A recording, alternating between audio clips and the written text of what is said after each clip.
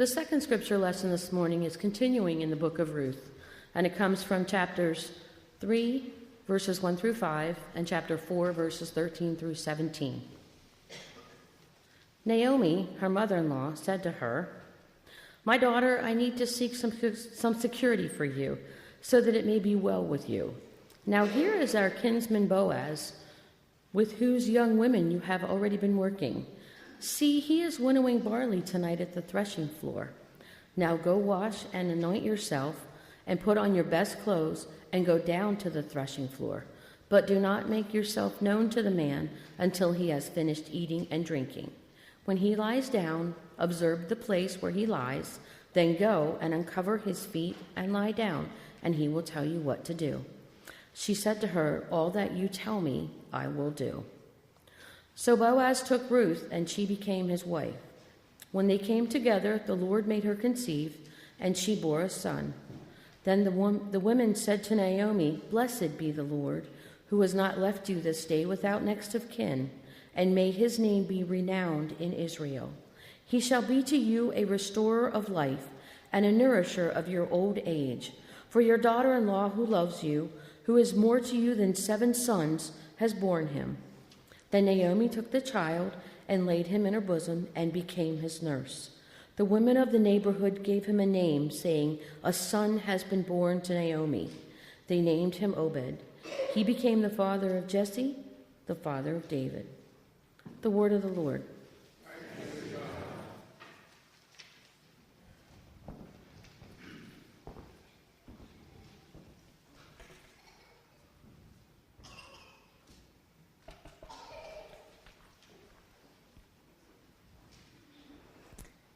I hardly recognized Naomi when she returned. She's a distant cousin. Her grandmother was married to my great uncle or something like that. I can't really remember exactly what it was. But we grew up together. We played together when we were young. We were married around the same time. I remember when she married Elimelech. She was so happy, so pleasant. That is what Naomi means in my tongue. Pleasant, sweet. And so she was in those days. So we all were in Bethlehem. That name in my tongue means house of bread. And it truly was. We were filled, our stomachs were filled with bread, and our minds were filled with visions of the future and hope for things to come. Those were blessed times. But then the famine came, and the house of bread became a town of hunger. By then, Naomi had already borne Mahlon and Chilion, her 2 sons, and they were sick and weak little boys, and they couldn't bear to be without. So Naomi and Elimelech did what so many others from Bethlehem did. They set off, refugees, looking for a better life, a better future for their family. There were so many of them that left around that time that they decided it would be safer if they banded together, so they formed a caravan as they headed toward the border.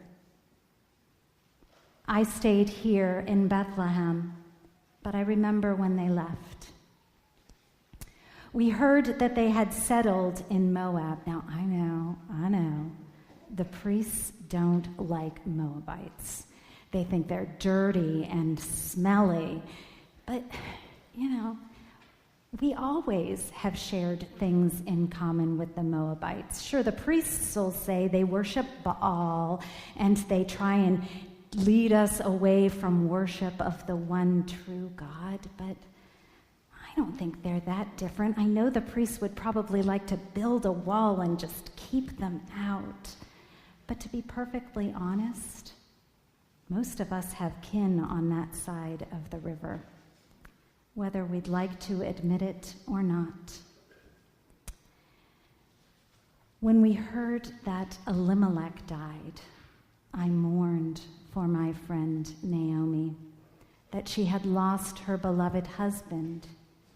But by that time, the boys had married, and so I had hopes that their family would grow and that Naomi might have the hope and the future that she had so longed for. But the next words that we heard was that those sickly boys had turned into sickly men, and they had died. And I wept for my friend Naomi, because she was like Job. She had been so faithful. She had had so much hope, and then one by one, everything was taken from her. I wondered if everybody would think like Job's friends thought, that she had done something to bring the calamity on herself, that she was sinful or unfaithful, which just wasn't true. I wasn't sure how to feel when she sent word that she was going to come back to Bethlehem. When she came back, she didn't look good. Like I said, I hardly could recognize her. Me and the other women who had played with her as little girls, who had known her for so long, we said to each other, "Is this Naomi?" And Naomi said to us, "Do not call me Naomi any longer, for my life is not sweet or pleasant, but call me Mara."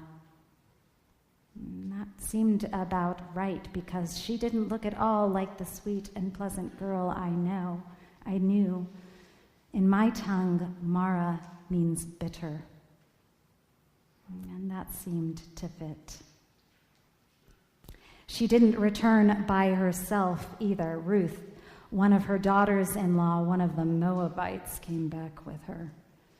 I didn't understand why Ruth hadn't returned to her own family like her sister-in-law Orpah had.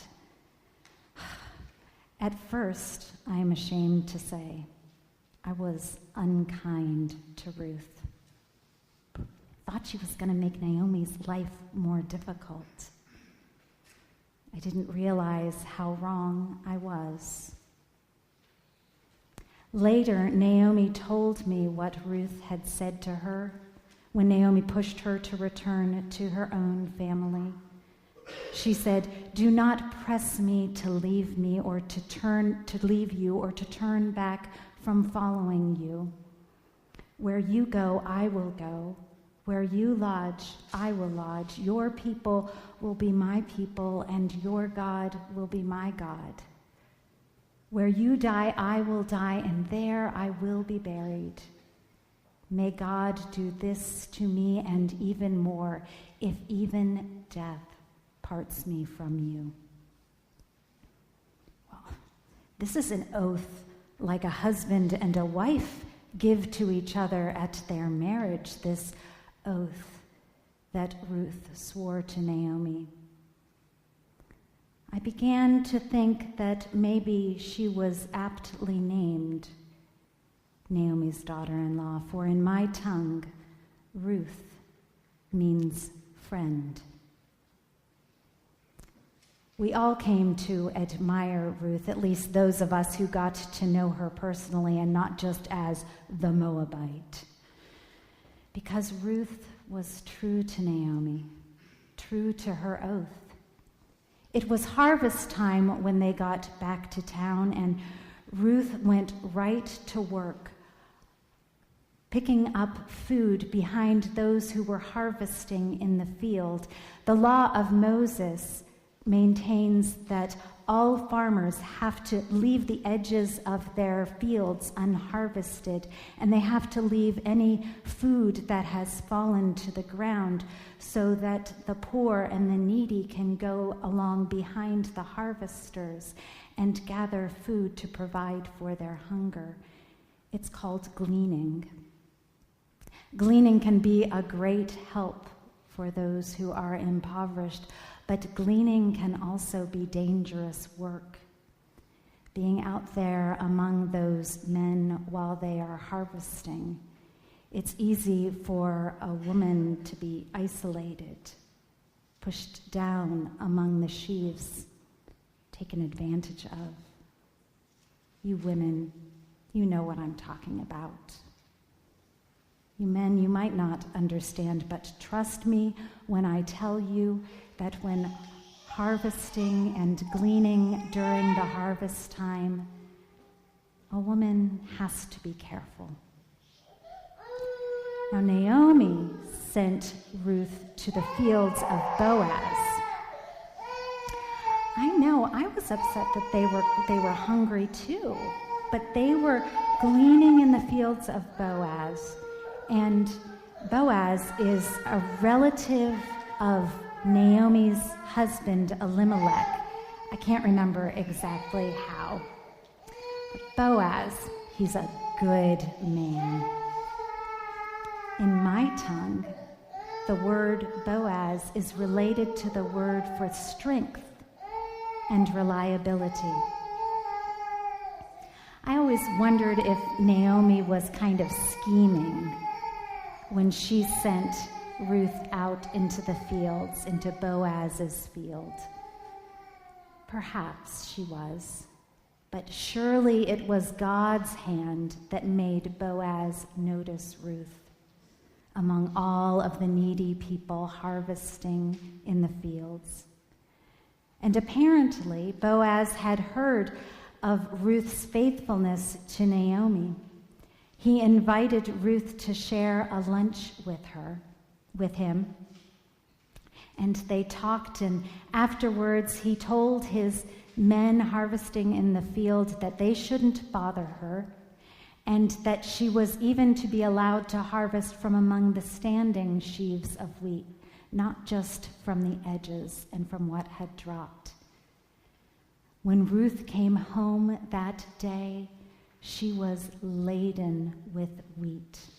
And Naomi told me that it was the first time in many years that they had not gone to bed hungry.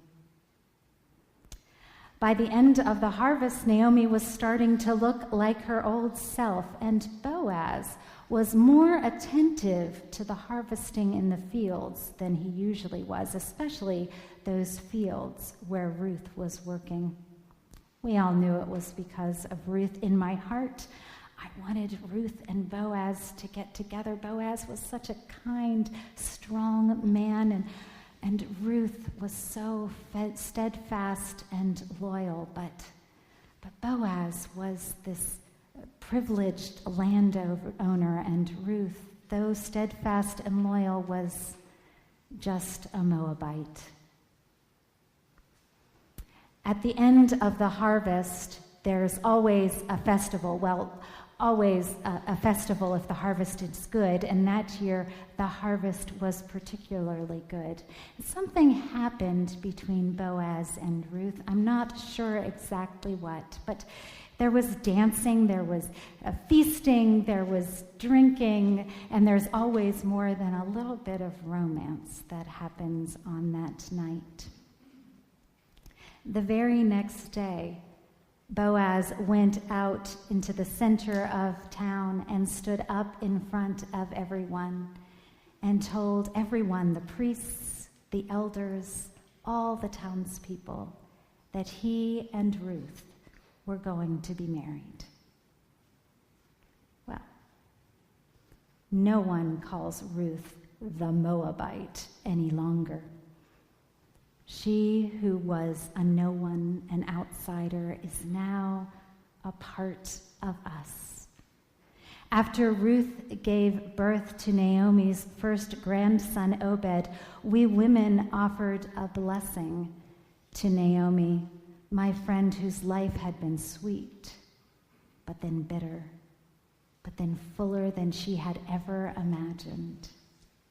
Blessed be the Lord who has not left you, we said, for this daughter-in-law of yours is more than 7 sons. None of the men liked that part. I mean, who says that any woman, let alone a foreigner, is more than a man, let alone 7 men? But it is true. Ruth was an outsider, but she was, for Naomi, refuge, a safe place, as Naomi was for Ruth, and as Ruth came to be for Boaz, and as Boaz came to be for Ruth and Naomi, and they all were for that precious boy Obed. They all were refuge, one to another.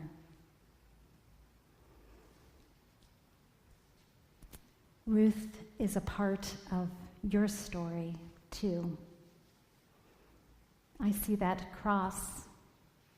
I know the one you worship, Jesus Christ, born in Bethlehem, my home, born to Mary, who was married to Joseph, who was descended from David, and David was the son of Jesse, and Jesse was the son of Obed, and Obed was the son of Ruth and Boaz.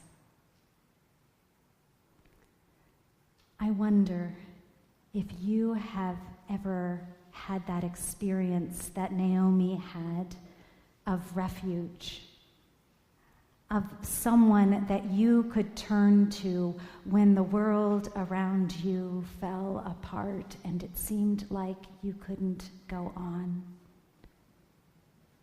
I wonder if you have ever been a refuge to someone else. For sooner and later in the living of our lives, things happen and the world falls apart. And in those moments, we need people that we can turn to. We need a community of support and safety and hope. A lot is made in Ruth's story about how in that story God is not really active. Scholars say that the author attributes only one action in the whole book to God. Scholars. How can they not see that God is all over that story? That God is in every action that brings us closer to each other. That God is in every action that brings hope. That God is in every action that brings comfort. That God is in every action of faithfulness. That God is in every place where love is grown.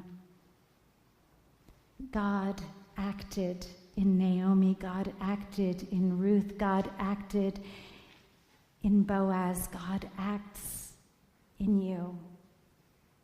God acts in me.